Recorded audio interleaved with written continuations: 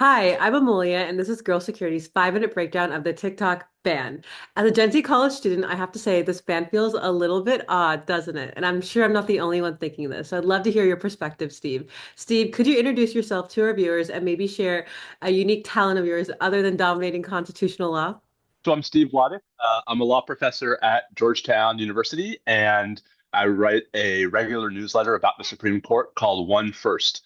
My only real special talent, Amelia, is that I'm very tall. I'm 6'8", and so as my high school basketball coach liked to say, you can't teach height. And so I will take being able to reach things on very high shelves as my special talent. This Friday, the Supreme Court will give TikTok its day in court, so to speak. Briefly, can you share a high-level summary of how we got here?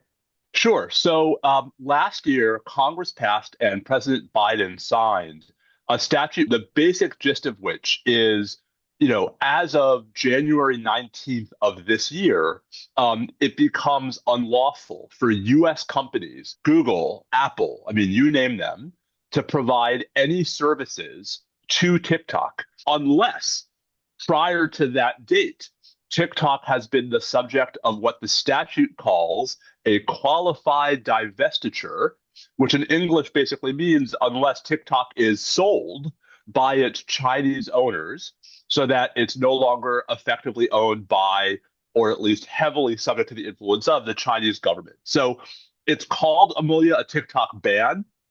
It's not literally a ban. What it is it is a bar on U.S. companies helping TikTok if TikTok is still owned by folks with these close connections to the Chinese government come January 19th. For many of us, TikTok isn't just a social app, it's become a platform that fosters meaningful discourse and something that feels revolutionary to me and many of my peers. But then you have these talks about banning it per se, and it feels like there's just this disconnect between people my age, how we view TikTok and how the government views it, as though if there's an underlying belief that people our age don't truly understand the implications of what we're using. And that's not to say I don't understand concerns about privacy, but the way these concerns are framed often makes it seem like our voices and our platforms and our agency are being dismissed. I know I'm not the only one thinking this. A lot of my friends, classmates, and even activists I follow are frustrated. And it feels like we're caught between some sort of tug of war between security concerns and our right to free expression. How do you feel about that? So I think it's really important, but often difficult, to separate out a policy debate from a constitutional one. Mhm. And so, I think it's exactly right for folks like you to ask, is it really worth it, right? Like, how serious are the national security implications of allowing, American teenagers and 20 somethings and 30 somethings to communicate via TikTok? And, the answer might be that the policy is not necessary to vindicate our national security interests. Part of the problem is that Congress has decided, for better or for worse, that the national security concerns are sufficiently grave that it's passed the statute. And the constitutional objections, right, are less about how it interferes with your and my sort of expression than how it actually interferes with TikTok's rights and with the rights of folks who are content creators for TikTok, the people who actually depend upon TikTok, not just for their news, but for their livelihood. I believe those objections are serious ones. I mean, the Supreme Court is hearing oral argument on a very expedited basis to resolve those objections. But I think we ought to be careful not to assume that just because we don't like a statute must mean that there's some constitutional problem with it.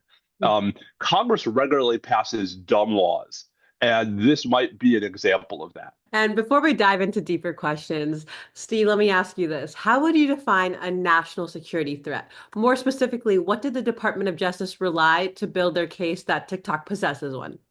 The basic idea is that the way TikTok works, it exposes data on all of our devices. Anyone who has TikTok on their phones, on their tablets, on whatever devices you're using, that it exposes our data to TikTok's owners. And TikTok's owners, in turn, share that data with the Chinese government. And so the argument is that this is a massive boon for Chinese intelligence, which can then use that data for economic intrigue against US corporations and US actors, for political intrigue, even for, like, security threats.